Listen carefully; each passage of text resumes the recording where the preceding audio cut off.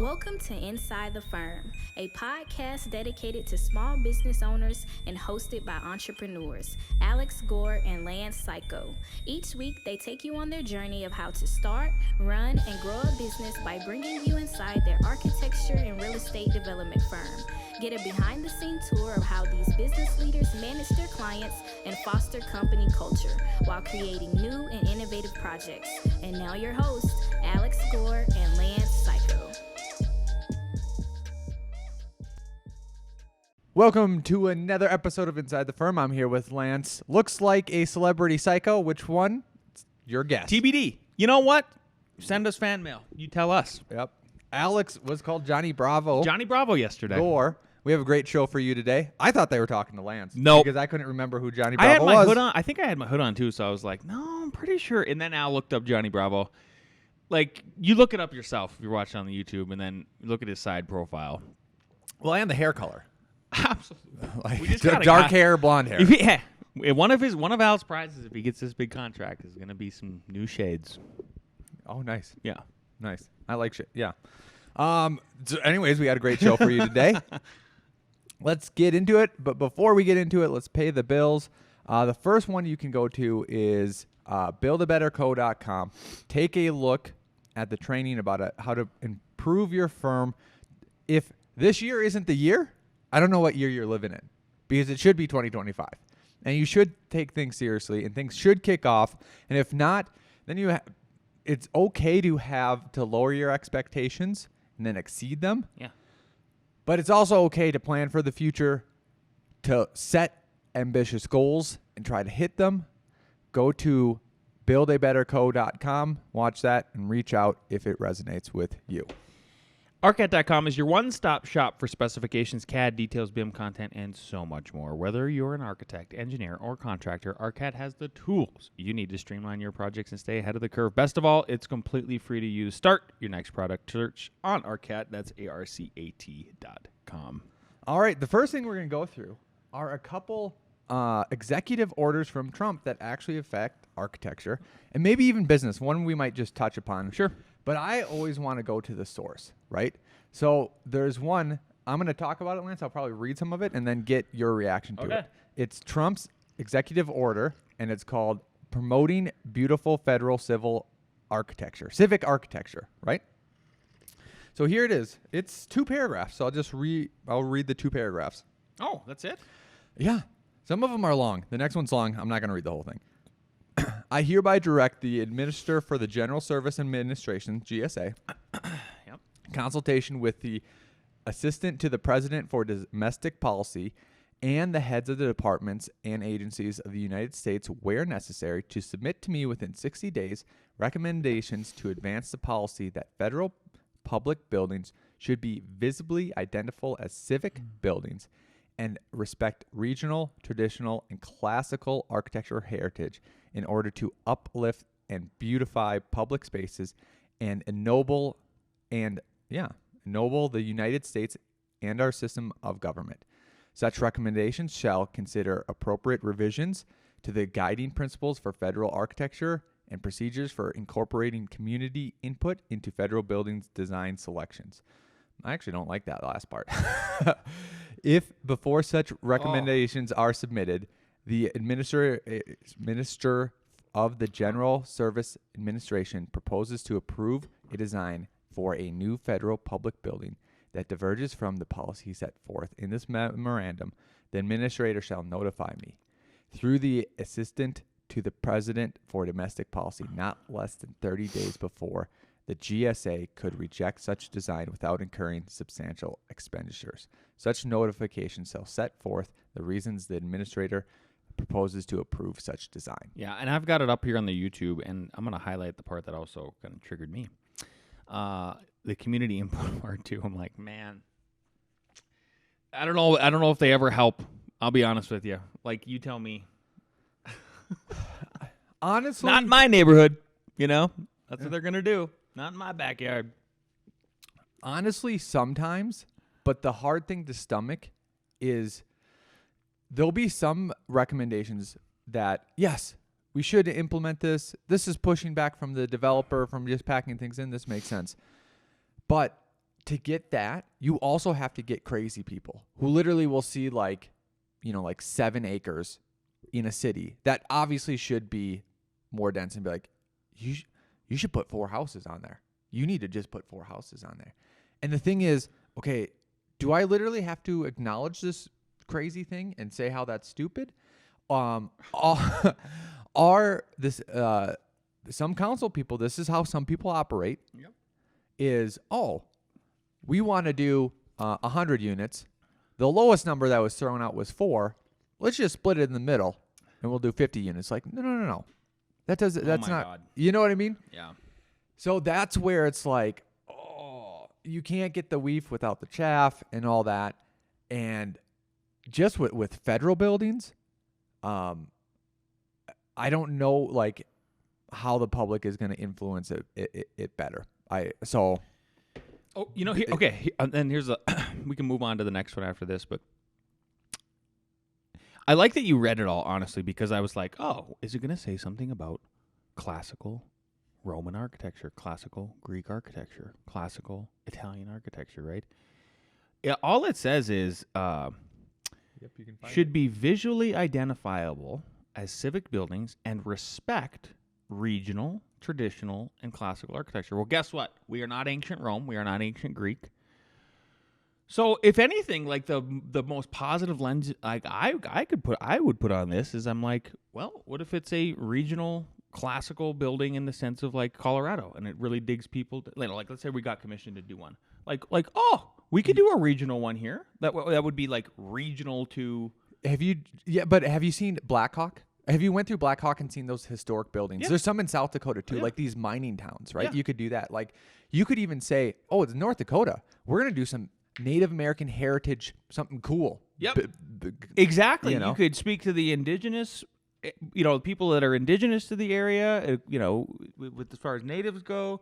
It could be the miners, all kinds of stuff. Like Miners would be cool.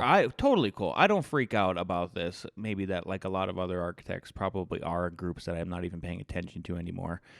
I'm sure somebody posted this in one of the big architecture groups with a bunch of small firm architects, and they're just freaking out so they just can't even get past to the fact that they somebody would do something like this, or they just go, he wants them to be. He wants them to be like Trump Tower, He wants them to be all this gold and freaking ionic Corinthian capped columns. No. Yeah. So anyway, I wonder too. Yeah. What? Okay. Let's go to the next one. So it is called Unleashing American Energy. And Lance, you'll have to search in the show notes. I have section 7, termination of the Green New Deal. Oh, I got you. Okay. So this one is like a whole bunch. I'm excited. Now you're getting me excited. Architecture's boring. So this one has a lot into it. I'm still scrolling. Yep, there it is. Terminating the Green New Deal, section 7. This is a big one. So that's what it says, terminating the Green New Deal. All agencies shall immediately pause the distribution of funds appropriate through the Inflation Reduction Act of 2022 or the Infrastructure Investment and Jobs Act, including but not limited to funds for electrical vehicle charging stations made available through the National Electric Vehicle Infrastructural Formula Program and the Charging and Fueling Infrastructure Discretionary Grant Program, and shall review their processes, policies, and programs for issuing grants, loans, contracts, or any other federally distributions of such appropriated funds for consistency with the law and the policy outlined in Section 2 of this order. Within 90 days of the date of this order, all agency heads shall submit a report to the Director of the NEC and Director of the OMB that details their findings of this reviews, including recommendations to enhance their alignments with the policy set forth in Section 2. I think we got to go back and browse Section 2.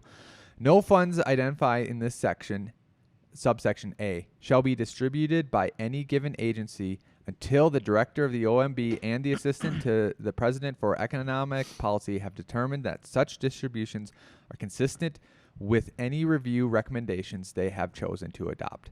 So a couple things to point out.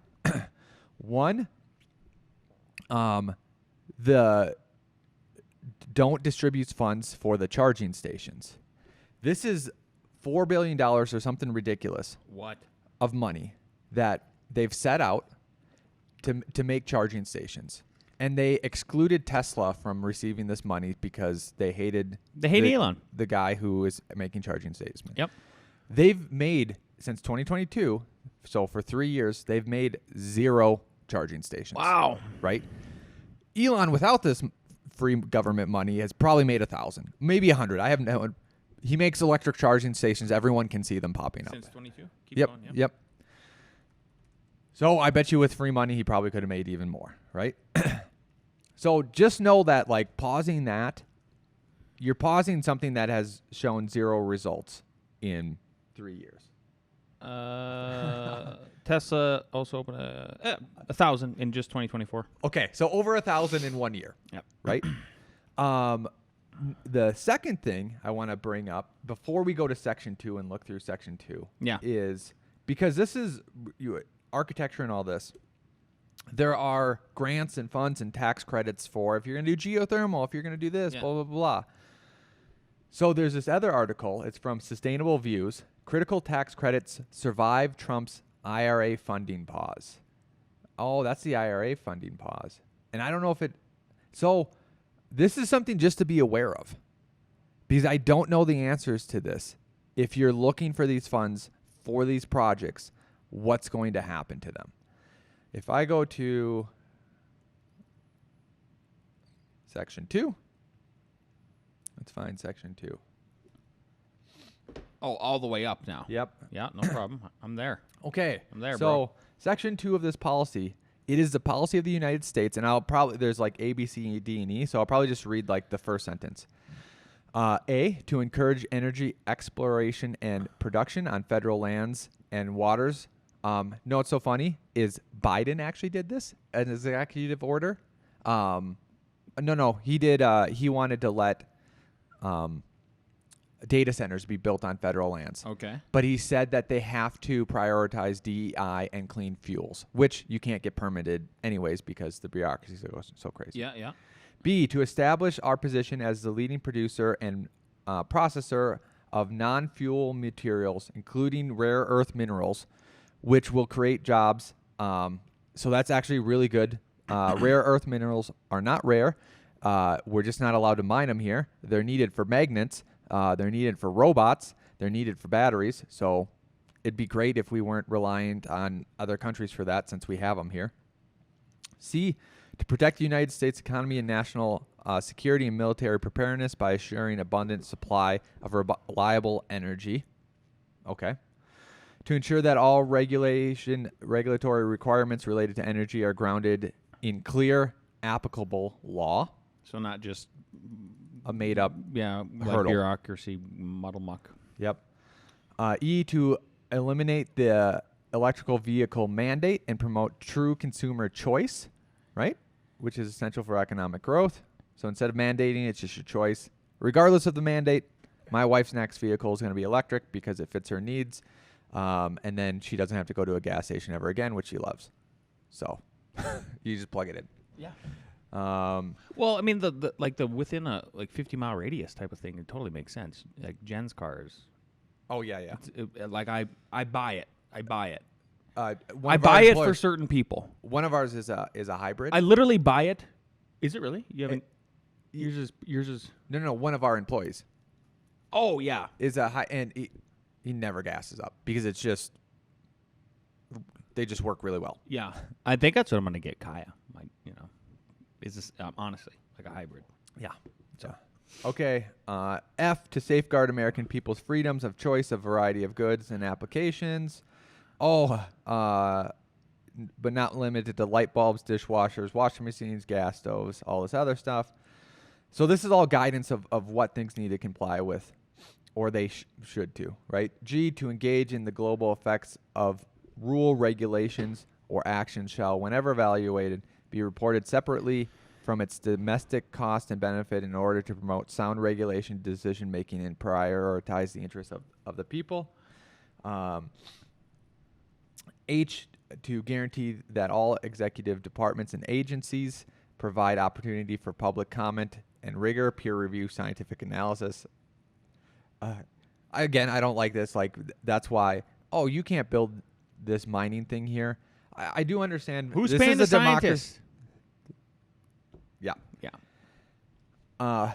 But that's other people might love this. Other people might love this. Sure. So. Sure. And then to ensure that no federal funding be employed in a manner contrary to the principles outlined in this section, unless required by law. Okay, so that's that executive. There's actually more to it, but we just went to the one that was architecture focus. Yeah. Alrighty, what do we got next, Al? What we have? Anything exciting? Well, Lance wants to tell us why you should be a cringe entrepreneur. Oh, I see. So you did all of this already. Yep. Gotcha. Cool. Okay, good deal. Tax credits. What is this one then? That one, so that was saying that the tax credit survives Trump's IRA funding pause. Oh, okay. But it doesn't mean it survived his executive order. I see. Whatever. Yeah. Let's see here. Last one while you're thinking. Yeah, go ahead. Executive order releasing, I think this is huge, RFK, JFK, MLK's files. I don't know what those agencies, CIA, FBI, have destroyed over the last 50, 60 years, but if they haven't actually destroyed their records, like, people are enamored with these tragedies and what happened. So that's pretty crazy. Pretty exciting. All right. I saw this graphic. I thought it made a lot of sense. And one of the things we already talked about Elon a little bit. You can't not talk about these people. Jeez, it's just, that's all that it's all I see around my feed at this point is all these figureheads. But one of the things they say, that everybody pretty much agrees on about a guy like Elon, and even Mark Zuckerberg. So these tech giants, right? It's like they're pretty cringe. Like, they're not smooth. Like, I'm smooth. These guys are not, I'm telling you. So, but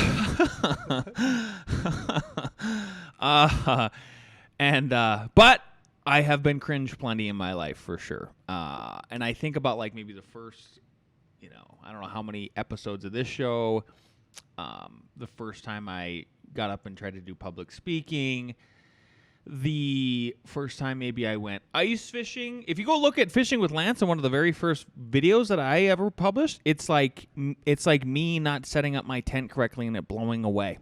And everybody loved it because it was hilarious and it was self-deprecating, but it was cringe. It was not me being cool, that's for sure.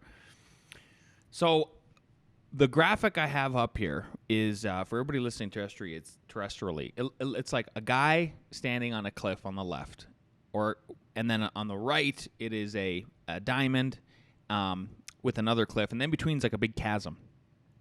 Yep. And on the left, it's an idea. It's the guy's idea. And on the right is the guy's results, like a diamond, like a gold, like a reward, right? And in the middle is this cavern, this ravine that says, being cool. And if you try to be cool when you have your cool business, your awesome business idea, you figured out like a need that you need to meet, you're trying to pursue something that's higher than you, right? Like, and build something. If you think you're going to be cool the whole time getting to the results, I don't think that's how it works. And I think that's why, like, somebody like Elon Musk or somebody like Zuckerberg, where you're like, how is this nerd so successful, wealthy, influential, and it's like they are totally comfortable being cringe. So at the bottom of the graphic is kind of explaining that is like, look, you're gonna have your idea, and you need to just get comfortable with being uncomfortable, being cringy, stumbling around, being awkward. Yep. And you can't become the graceful master unless you are, going through all those motions and making it happen. Yep. I completely agree. On one of the social medias, there's this person doing something. In my head only, not in other people's head, because everyone has different levels of things. I'm like, it's a little bit cringy, and it makes me happy. It makes me happy because it's like they're doing it. Yeah. They are doing it. They're doing it. They're doing it. You just got to do it. And this is the problem with most people who want to start a business, is that they don't. This is what I'm telling you. Like, you got to just do it. It's going to be hard. So it's going to suck. Yep. When I was like, this is another analogy to that same point. I for some reason in 15, when I was 15, 16, maybe around there, I wrote these 2 stories, and I showed them to my uncle, and my uncle said, "Hey, these are awesome. Good job. Keep writing," and stuff like that. Right. 10 years after that, we were just talking or whatever. I don't know how it came up, and he didn't say it in a mean way. And he goes, those stories were terrible. Yeah. They were terrible. I go, well, then why did you tell me they were good? He's like, well, I wanted you to keep going. Yeah. You know what I mean? Like, Exactly. yeah. Yeah. And last but certainly not least, we have some fan mail. Whoa. I'm pretty excited about it. Michael Travis, a longtime listener, sent us a little excerpt he recorded for us. So this segment is Michael Reads. Hello, Inside the Firm. Hey, Lance. I had a thought this week. I was trying to get to work, and as you may know, with kids, it's 100 different steps before you get to work, and every little step can get you late. Now, as I was getting the kids in the car, my wife wanted to change the hat on the baby. The hat he was wearing was fine, but she didn't want the hat to get lost, so she was trying to change it to a different one. And I did not say this right away to her, but later on I thought, is that action necessary, or does it get me late? And I thought in general in life, that'd be a good question to ask from time to time.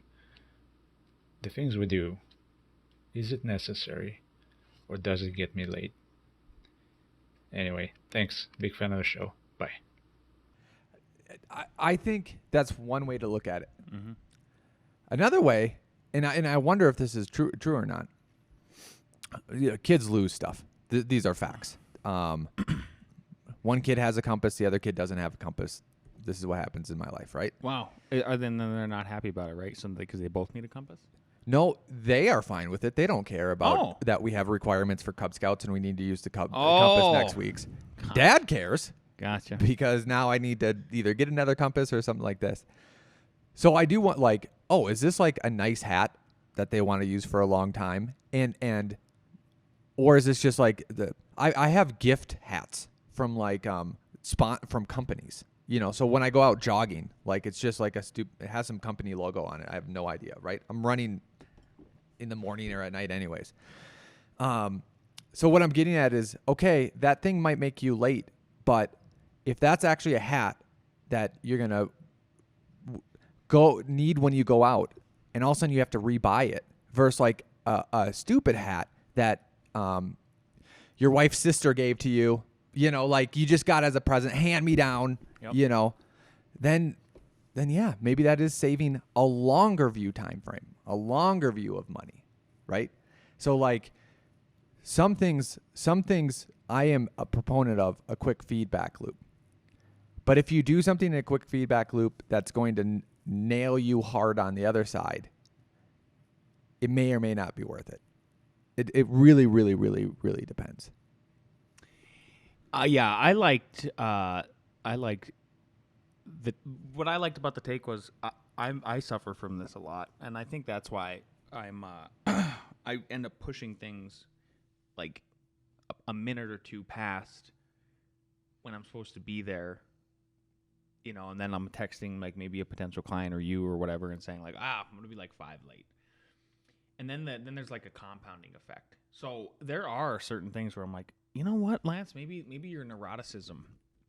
You need to tone down your neuroticism, and it's okay if when you leave the house, you didn't put everything away and start the dishwasher. Like it can wait. You know, I think there's just certain points, there's just certain things in life that you can through maybe like meditative processes, right? That's the whole point of meditation, is you're trying to see things that like you know, things are going to come into your brain and your vision, and are those things you should be focusing on, paying attention, and like in a negative way? I mean, I told you, you were like, we stepped into the show today, and you're like, hey, what's up with the, like, you're on time today? And I know, and I explained to you, but it was actually because something popped up in my brain at 4:30 a.m. and I could not get it out of my brain, and then then a positive thing happened, and I was like, all right, time to get up. Okay, I love your take and then combining it with his take. This is how my wife solved it. And at Okay. first it took me a while to get on her level with Yeah. this, right? Leveling up with Annie. Because you could do that. Because Lance is notoriously late. That's why it was a joke this morning, Yeah. right? Like, holy cow, he's on time this morning, right? Great. It's not true though, actually, but like I would say I've gotten a lot better. Keep going. People who are notoriously late do not realize they're notoriously late. Okay? Somehow I'm co-running a firm. Keep going. So, Lance, you could decide, you could do that shift. That's fine, right? What my wife did was when we would need to leave for something, like I know how long it takes to get there, right? So I would say, hey, when we get in the car, it's going to take 35 minutes to get there or whatever it is, right? So 40 minutes before that 35 minutes, which means 5 minutes to get in the car, that's when I think we should go. My wife's like, she's like 5 minutes before that, even 10 minutes before that. She's like, okay, let's get going. And I'm like, it's not going to take 10 to 15. It's not going to take 10 to 15 minutes to get these kids in the car. And she's like, nope, let's start doing it. Because what her brain did, and she never articulated this way, I'm planning for once we get in the car, we realize a kid literally has no shoe on. Like She has a contingency. Yes. She has a time contingency. Dude, that's one thing that I have utilized to improve my life and try to be more on time. And I am mostly on time for client meetings. Maybe with Al, I'm not, and maybe that's a sign of disrespect I'm giving to Al. But like in my Google Calendar, I will make for me, if I make an appointment, it's like, it's going to take. Google says it's going to take 60 minutes to get to South Denver. I'm going to do 70. And then a notification comes up, and I'm like, okay, I got to leave. Like I have no choice. I have to leave now. Yep. But same thing. It takes you a minute to get to work, but maybe in your head it's like, oh no, I'm always going to leave 5 to 7 minutes early, because then you start to walk out to your door. You're like, oh shit, I really want to start that. Boom. Yep. And it doesn't affect you, Yep. and because literally this is my issue. We told the kids to put on their shoes. They put on their coat. They put on, you know what I mean? Like, and then you get in like, how did you not put in your shoes? These children. Yeah. Michael Travis, thanks so much for that. Jason Altman, you're the MVP. If you like this episode, you're watching on YouTube, like, subscribe. If you're listening on iTunes, 5-star reviews. Always send us fan mail. See ya.